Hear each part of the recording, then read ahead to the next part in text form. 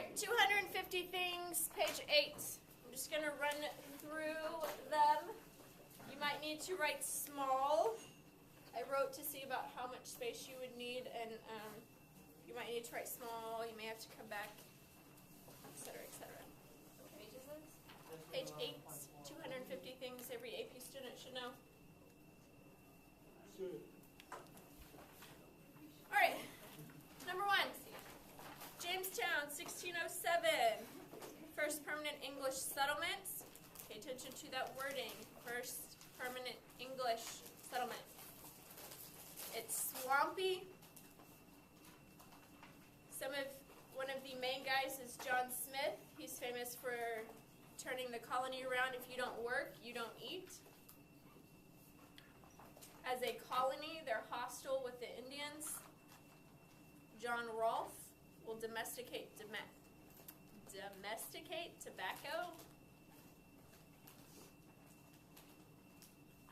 This is with the legend of Pocahontas. Notice I say legend. It's not all true. Any questions about number 1? Wait, can you repeat it? First permanent English settlement. It's swampy. Not great weather. John Smith helps turn the colony around. If you don't work, you don't eat. They're very hostile with the Indians. John Rolfe domesticates tobacco. Legend of Pocahontas. I'm just reviewing very quickly. No. If you don't work, you don't eat. They were hostile toward Indians. John Rolfe domesticated. It is in Virginia. If you don't know where Jamestown is, it is in Virginia. Can I go on? Perfect. Number 2, first Africans are brought to Virginia. That is going to be to Jamestown, and they replace the Indians for labor.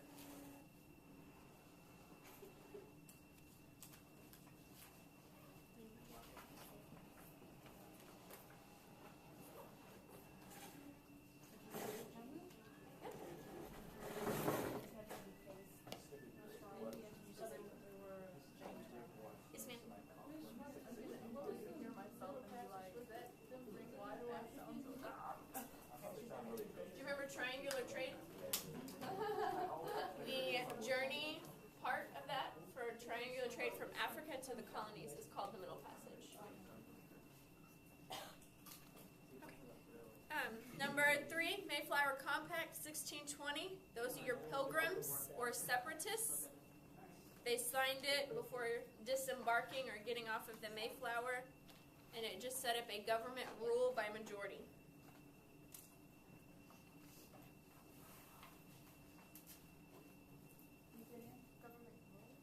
The government, it would rule by majority. That colony at Plymouth, 1620, separatists, pilgrims.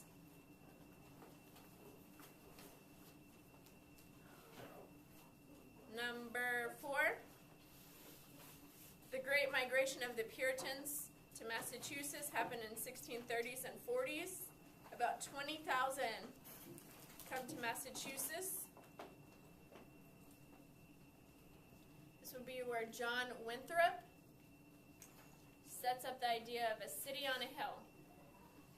City on a hill, they are an example to the world, to the colonies, about what a religious or pure society should look like, that it can function.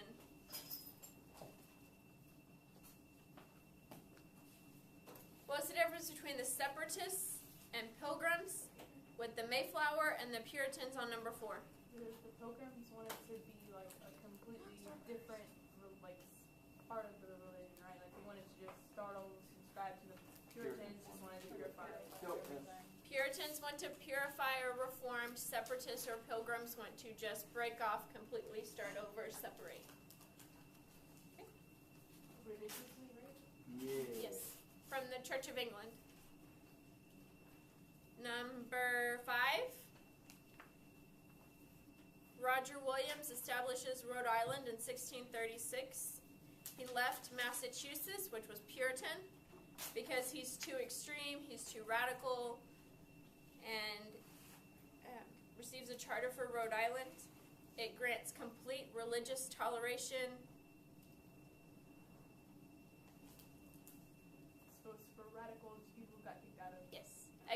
rebels, troublemakers, anyone who does not fit in other colonies. And all of that is going to cause constant political turmoil. Because nobody is really one uniform group. They just have constant conflicts. We talked about this and compared it to a sewer. Like all the riffraff of all the other groups. Sometimes it's called Rogues Island. A rogue is just renegade, exile, don't really fit in anywhere.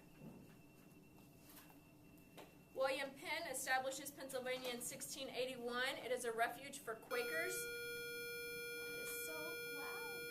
My ear.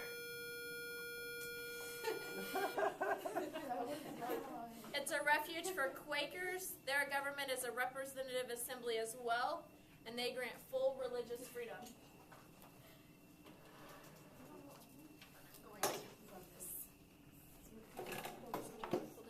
Pardon? Refuge for Quakers. Their government has a representative assembly. They're pretty peaceful. I mean, we talked to Quakers. We'll come back to them when we talk about the religious theme when we get to the themes. Full religious freedom.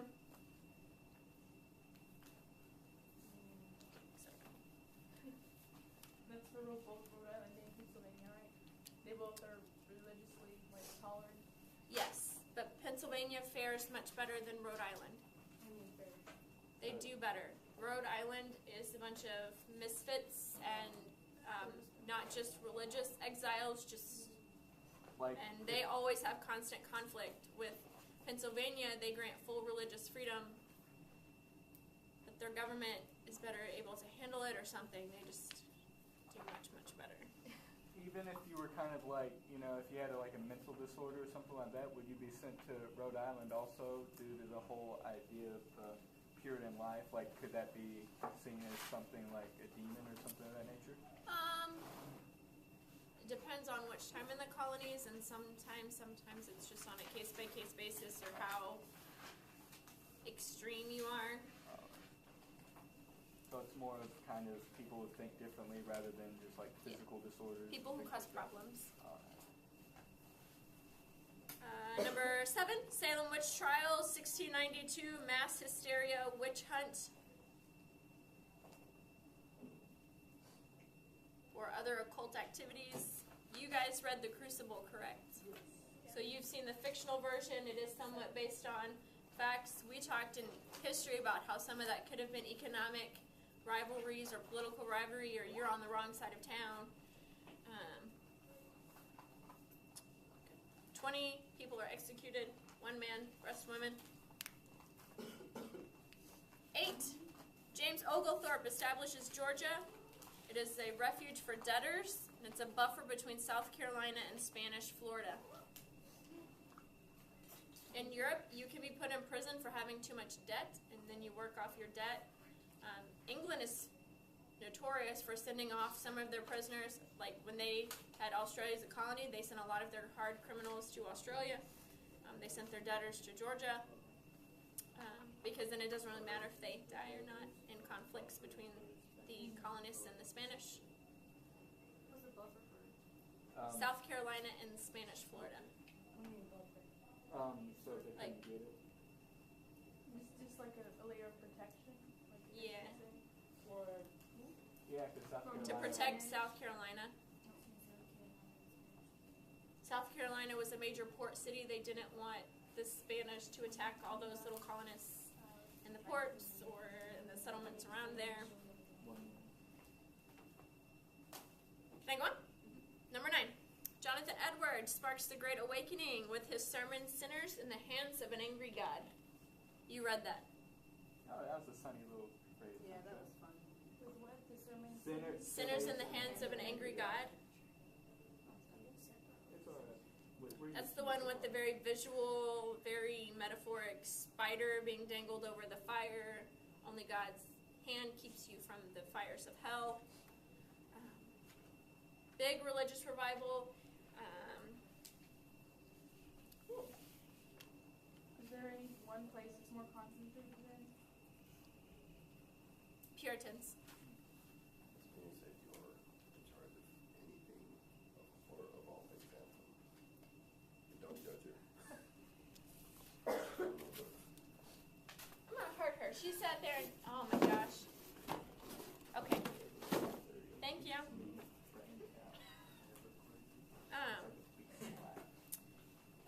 Sinners in the Handsome Name of Your God is a good example of the idea of like avoiding hell.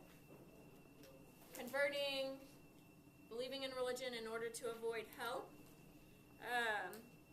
There's a big push towards a personal relationship with God and not just being a churchgoer on Sundays following the motions, but an actual personal relationship. Personal study. This kind of goes along with the Puritans, but the idea of predestination, that you are predestined by God for salvation, those kind of things. We good?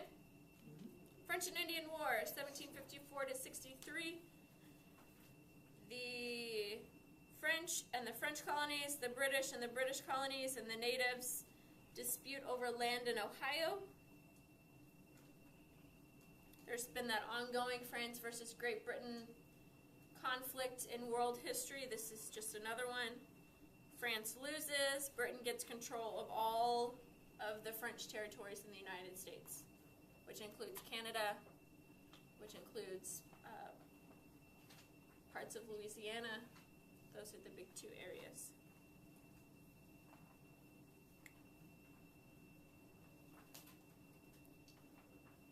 It is going to cause the British Parliament to tax the colonists in order to pay for that war, which will eventually lead to what?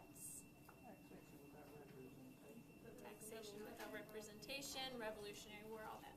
Good. Number 11, Proclamation of 1763 is a result of Pontiac's rebellion. Pontiac was not the car beep beep, but the Native American who attacked white settlements. But it forbids settlement west of the Appalachian Mountains in order to reduce that friction.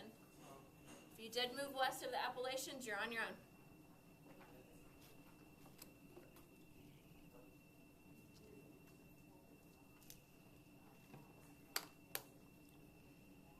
Number 12, Stamp Act. Required American colonists to use stamped papers for legal documents, newspapers, playing cards, anything you use that was paper had to be stamped. Bless you. You're welcome. 13, the Declaratory Act gives Great Britain the power to tax and make laws for Americans in all cases. This is one that some of you laughed at, that Britain was passing a law saying that they could pass laws. Do y'all remember talking about that, Shirley? Again, the power.